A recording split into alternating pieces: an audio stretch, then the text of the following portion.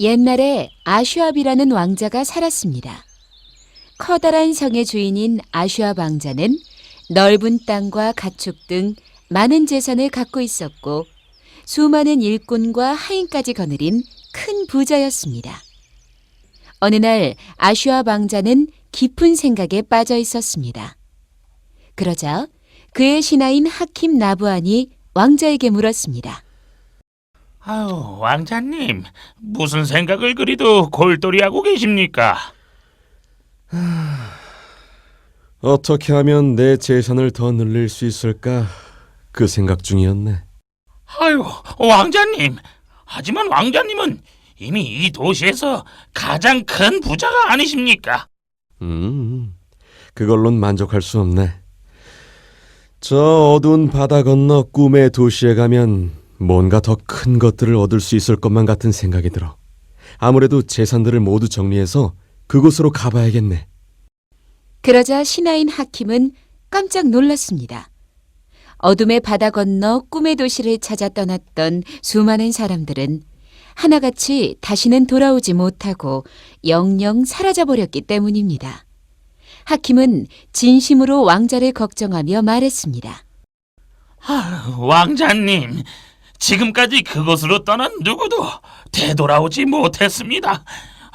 부디 어둠의 바다를 건너겠다는 생각만큼은 포기하십시오. 아니네. 난 이미 마음의 결정을 했네. 어서 모든 것들을 팔아 큰 배 한 척과 금을 사들이게.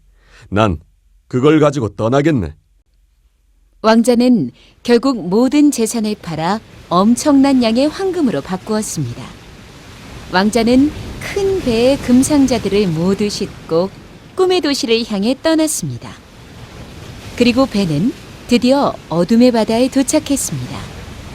그런데 그때 갑자기 하늘이 어두컴컴해지고 바람이 거세게 불기 시작하더니 거친 파도가 치기 시작했습니다. 급기야 파도는 산처럼 높아졌고 요동치는 배 위로 엄청난 바닷물이 들이쳤습니다. 배에 물이 차자 왕자는 선원들에게 소리쳤습니다. 모든 보물 상자들을 들고 구조선으로 이동하라! 선원들은 금상자를 구조선으로 옮기고 왕자를 구조선에 단단히 묶었습니다. 그리고 모두가 구조선으로 갈아타자마자 큰 배는 가라앉기 시작했습니다. 하지만 구조선 역시 큰 배가 가라앉으면서 생긴 소용돌이 속으로 속수무책 빨려 들어가고 말았습니다. 구조선까지 뒤집혀 바닷속으로 가라앉았고 왕자는 의식을 잃고 말았습니다. 한참 시간이 흐른 뒤 왕자는 구사일생으로 살아났습니다. 정신을 잃었던 왕자가 깨어보니 왕자는 구조선과 함께 한 섬의 해변가로 밀려와 있었던 것입니다. 왕자는 자신이 해변에 있다는 사실이 믿기지 않았습니다.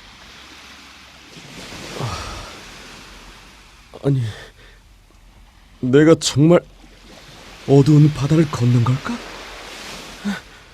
바다에 빠졌는데 이렇게 살아있다니. 결국 내가 해냈구나. 내 금상자들은 어떻게 됐지? 왕자가 주변을 둘러보니 금상자들 역시 구조선에 묶인 채 고스란히 해변으로 떠내려와 있었습니다. 아슈압 왕자는 기쁜 마음으로 구조선에 묶여있던 밧줄들을 풀고 금상자들을 안전한 해변가로 옮겼습니다.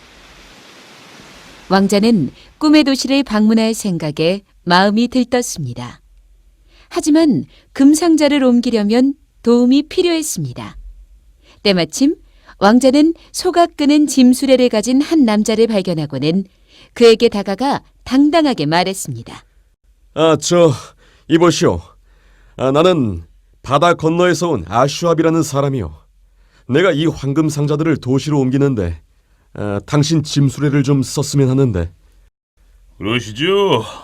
품삯은 얼마나 주실 생각이요? 그건 걱정 마시오. 네, 넉넉히 챙겨주겠어. 그럼 우선 품삯을 주시면 일을 해드리겠습니다. 그렇게 하죠. 왕자는 금상자들 중 하나를 열어 큼직한 금덩어리 하나를 꺼냈습니다. 그리고는 자랑스럽게 남자에게 건네며 말했습니다. 여기 있어. 어떠시오? 이 정도면 충분하지 않겠어? 그러자 남자는 깜짝 놀라 왕자를 쳐다보며 소리쳤습니다. 지금 저한테 장난치시는 겁니까? 아니, 무슨 소리요? 장난이라니. 정말 이걸 다 주겠다니까? 안 믿네. 바쁜 사람 붙잡고 사람을 돌려도 정도가 있지. 정말 도가 지나치군. 남자는 왕자가 건네준 금덩이를 땅에 내던지고는 크게 화를 내며 떠났습니다. 하지만 왕자는 도대체 무엇이 잘못된 건지 이해할 수가 없었습니다. 대체 왜 저러는 거야?